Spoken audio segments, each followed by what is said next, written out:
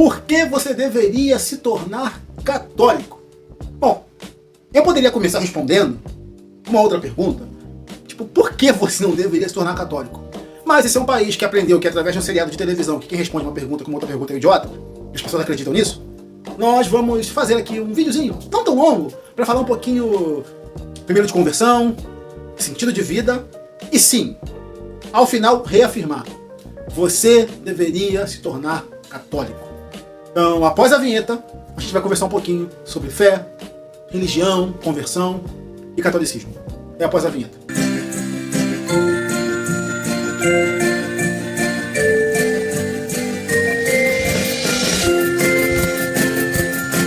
Muito bem, pessoal! Eu sou o Diego Alves e aqui no canal Católico eu trago mais um vídeo para vocês sobre fé, espiritualidade e catequese. E hoje o que estamos falando sobre se tornar católico. Olha, eu fui evangélico protestante por mais de 10 anos. Professor de escola dominical, dei aula de teologia, sempre estudei, sempre pesquisei. E posso dizer que foi a busca, a compreensão de fato e o estudo e a leitura bíblica que me trouxeram para o catolicismo. Mas não apenas isso, tá? Eu acho que isso aqui está o grande mote. Mas também observar. Já quando protestante, muitas coisas me incomodavam. E não é apenas as divisões das seitas que se criam. O arminiano, o armínio wesleyano, o calvinista, os 5 pontas, 4 pontas, o pentecostal, o neopentecostal, entre outros, né, de tantos que são. Mas a hipocrisia, né, que hoje meio que se escancara. Você vê o caso do pastor, né, que fez um acordo com o filho, o cara pegava a mulher do filho, o filho assumia a igreja. O outro, aqui na Baixada, que pegava, em São Gonçalo, né, que pegava a irmã, não a irmã dele de sangue, né, a irmãzinha da igreja, amiga da esposa. O pastor aqui, aí sim na Baixada, que pegava a mulher do tal de levita, né, tem que explicar pra você que é católico, tá? O evangélico entende que quem canta na igreja é levita, né, sociolevita, louvor, enfim, uma salada de frutas que eles fazem. Mas uma hipocrisia muito grande. E eu fui de uma denominação que nós tivemos um escândalo religioso muito grave. Muito grave. E essa pessoa, ela acabou sendo expulsa e prometendo processar a igreja. Enfim, foi descoberto que tinha uma amante, que era um comilão. E esse cara sai, ele abre uma outra igreja e na placa ainda bota que é uma promessa de Deus se cumprindo. Naqueles que foram, fiéis e o caramba 4. Então é assim, era uma amontoada de escândalos, hipocrisia, e as pessoas na igreja protestante, quando algo assim acontece, dizem a mesma frase: não olha para o homem, olha para Jesus. Eu fico pensando o seguinte, cara, imagina um levita que só olhou para Jesus e louvava na igreja, e o pastor pegava a mulher dele, que só foi descoberto porque a esposa do pastor pegou no flagra e revelou. Esse cara não olhou para Jesus, irmão? Será que a mãe do tal lá, que trocou a mulher com o pai para reassumir a igreja, se é que tem mãe, não sei, olhava para Jesus? É assim, e mais do que isso, a gente tem visto aí grandes pastores envolvidos em escândalo sexual, gente. Vocês repararam? E não é que seja agora. Essas coisas sempre aconteceram.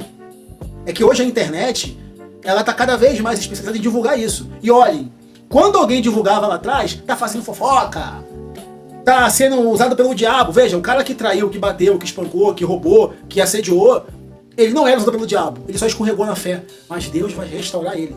Quem denunciou é que era usado pelo diabo. Mas esse pessoal que fala só da escritura, o que Jesus fala? Que do escândalo, ai daquele por quem veio, quem comete. Ai de quem comete o escândalo, pessoal. Não quem está alertando os outros.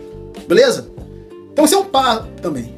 Então essas coisas, além, é claro, da maior parte, que foi o principal, uma reflexão, a leitura das escrituras, a unidade. E isso começou a me incomodar, né? Qualquer dia desses eu faço um vídeo maior, melhor, explicando a minha conversão, mas essas coisas me fizeram dar o passo ao catolicismo. O que nós encontramos aqui no catolicismo? Cara, eu poderia falar o tripézinho que todo mundo fala, né? Sagrada Escritura, Sagrado Magistério e a Sagrada Tradição.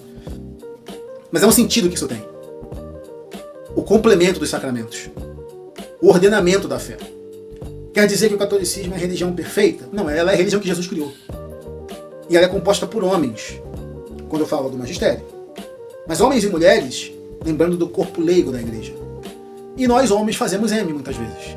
Mas, a despeito disso, ela é a instituição divina que Deus permite que os homens toquem.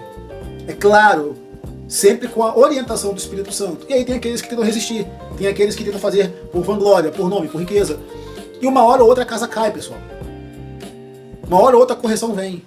Então o catolicismo, ele te traz um ordenamento. Eu posso dizer para vocês que no catolicismo, de fato, eu sinto e percebo a completude do que é a igreja. Ao contrário dessas denominações, que às vezes você pega um cara que é pentecostal, bota ele numa batista, numa presbiteriana, ele não vai ser muito bem recebido, e dependendo de onde ele for, ele vai ouvir alguém falar mal da denominação que ele faz parte. Não é? Sabe disso. Então você percebe que quando isso acontece, alguém vai visitar, há um incômodo. Ai, eu não concordo com isso. Ai, eu não concordo com essa doutrina. No catolicismo, não. Eu pertenço a uma paróquia e hoje estou numa comunidade. Mas quando eu visito uma outra comunidade, uma outra paróquia, eu não tenho lista de, meu Deus, por mais que o pároco ele seja mais ou menos emotivo, mais ou menos dado à doutrina, isso acontece, já fiz alguns vídeos sobre isso, no todo, no geral, você se sente parte daquilo, porque de fato você faz parte da igreja que é universal de verdade. Então, você tem no catolicismo realmente o sentido de completude cristã. Seja no Brasil, seja na Argentina, se você é católico, for em alguma igreja católica, aquele ambiente que você entrar, ele te é familiar, porque de fato você faz parte daquele corpo de Cristo que é universal. Você está entendendo? Então, um dos pontos é esse. Tá? Falei dos problemas, comentei que você pode ter um outro abuso litúrgico, sim, mas eu quero pegar o porquê, a despeito de qualquer coisinha que você usa por aí, você deveria ser católico. Então, o sentido de igreja, de fato, você encontra no catolicismo. Sabe? Independente da placa da paróquia, ali você, se ela for uma igreja católica, de fato, você vai encontrar a palavra de Deus. Você vai ter a oração cristã. Você vai ter os sacramentos. Então, todos os elementos, que formulam o cristianismo, está ali, pessoal. O Cristo eucarístico está ali. Já entramos em um outro ponto, né? Embora eu já falei mais de um aqui, falei da oração, a oração cristã está presente, né? A intercessão, nós oramos uns pelos outros. Então você tem a oração cristã, você tem a leitura da palavra, a palavra tem lugar de destaque. Ah, mas católico não lê Bíblia. Irmão, eu vou com a minha Bíblia. Entendeu? Hoje a CNBB lançou a Bíblia dela também, que é onde está a linguagem do texto litúrgico. E vamos ser sinceros, as denominações protestantes, cada um tem a sua tradução, irmão. Então se você está com uma Bíblia na igreja, você vai numa igreja protestante, você vai ver o que o preletor está lendo, às vezes a tradução é outra, o sentido mudou, e tu meio que patina também. Tá? Então nós temos até que um bom número de traduções hoje no catolicismo. Se eu tiver que recomendar, eu recomendo a da CNBB, você leva. A da CNBB usa o texto litúrgico, então olha, não vou usar o panfletinho, não vou usar a folheto da missa, eu tenho o texto litúrgico aqui, vida que segue. É porque as leituras do dia estão no folheto. Então você pode estar com o seu folheto para saber qual é a leitura e checar na sua Bíblia. Problema nenhum, tá? Então a palavra tem sim um destaque, tem a oração, os sacramentos, pessoal. O batismo, de fato, de verdade. Quando você percebe o que significa liturgia, e aquela solenidade, aquela profundidade, olha, é diferente de qualquer coisa que você vai encontrar no meio protestante. Isso não é um ataque, tá? Vale a pena, você que não conhece, nunca foi numa igreja católica, procure uma igreja católica próxima da sua casa, uma paróquia. Paróquia é séria. E veja o que eu estou falando. Uma semana. Que você pode ir no dia, e talvez não sei aquilo que você esperava, embora é o seguinte, tá? Quando eu vou para a igreja, eu não quero aquilo que eu espero. Espero ir para lá para louvar a Deus, né? Que deveria ser o correto. Não aquilo que eu espero no sentido de, eu quero sentir isso, eu quero ouvir aquilo. Não, irmão. E isso pode acontecer no meio protestante também. Tu convidou um cara para ir na tua igreja aí, foi num dia que o pregador estava muito bem, não gostou, então a gente sabe que isso acontece. Desafio você em uma semana. Uma semana. Sentar lá atrás, o pessoal levantou para ir comungar, para pegar aquela bolachinha, você que não conhece, então eu vou usar o termo bolachinha. Na verdade é o Cristo Eucarístico, é Nosso Senhor, mas você não sabe o que é, você vai achar que é um pãozinho, uma bolachinha. Não vá. Se você não é católico ainda, senta o seu bumbum aí e espera. Uma semaninha. Você vai ver o que eu estou te falando. Quando você perder toda essa má impressão que lhe foi incutida por causa da contracultura protestante que entra no Brasil, essa contracultura que ataca o catolicismo, você vai perceber que o catolicismo não é o que falam. Também não é o que muitos católicos por aí vivem, tá? Fica a dica. Você vai perceber essa completude. essa sensação cristocêntrica. Você não vai pensar que Maria está ali para tomar o lugar de Jesus. Impossível. Isso é uma outra lenda que eles criaram também. Essa gente que tem uma teologia manca. Eles não têm a Mariologia, então não entendem o papel da Virgem no mistério da fé cristã. Assim como também tem uma eclesiologia fraca e não compreende esse mistério da Igreja Universal. Tá? Então, o complemento, o sentido de fato do que é ser cristão. O verdadeiro conhecimento da liturgia cristã, da oração cristã e o encontro com o Cristo Eucarístico. Esse valor, esse poder sacramental que vai de encontro à sua vida.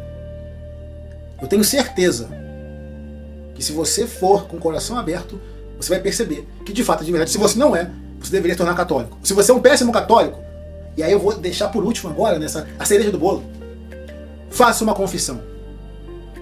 A confissão, ou o sacramento da reconciliação, é sem dúvida um dos maiores atos de misericórdia e de amor da Igreja.